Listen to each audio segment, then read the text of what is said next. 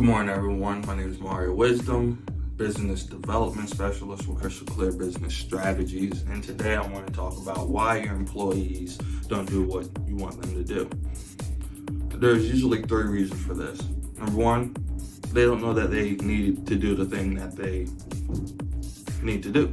All right, so for instance, there was a business owner of a marketing company, and he ends up hiring this sales director. And this sales director, he's good at his job. The team loves him. The sales numbers have gone up. His salespeople is building relationship with the customers. Like, it's going good. And the business owner, he's like, why is there not any sales follow-up calls being done? So he goes to the new sales director, like, hey, like, what's going on here? I don't see that you did any sales follow-up calls. He's like, oh, I didn't know I needed to do that. Even though it's in his job description, he just didn't know. Number two, they don't know how to do the thing that you want them to do. I'm sure that all of us feel this exact same way.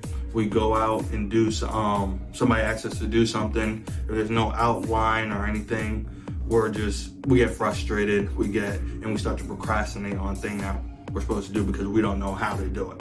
So for that, if you want your employee to do something, make sure it's documented, make sure there's a video, make sure that you explain to them how it's done, either by a step-by-step process. And then number three is that they don't want to do it. And for those employees that don't want to do it, maybe provide incentives or some type of motivation for them to do that thing. Incentives, of course, pay, benefits, those are all good incentives.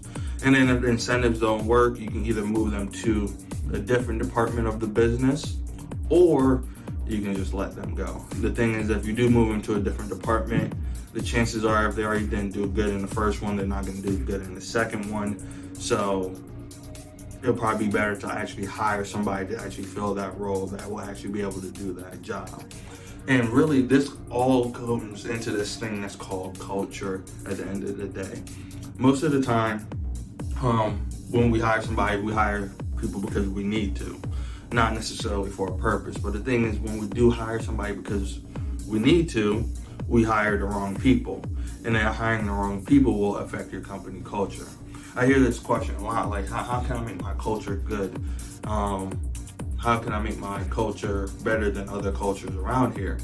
And, well, there's only one answer to that. And take a seat so that you guys can hear the answer to this.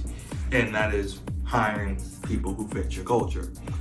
Most of the time, we hire people that don't fit our culture, and then we expect them to change when they get into our culture. Because the thing that you need to understand is that your culture is just an expression of the people that's already in there.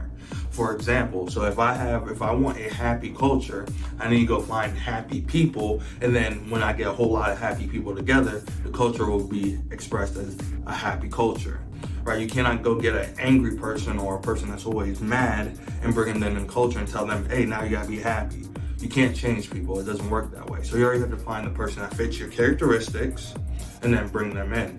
And then that characteristics is gonna start to be displayed out once you have enough people with that same characteristics. So I hope you guys got something today. Why your employees don't do the things that you want to do. Number one, because they don't know they needed to do it. Number two, they don't know how to do it. Number three, they don't want to do it. They don't have no motivation or incentive. So thank you guys for joining me today, and I'll see you guys again soon.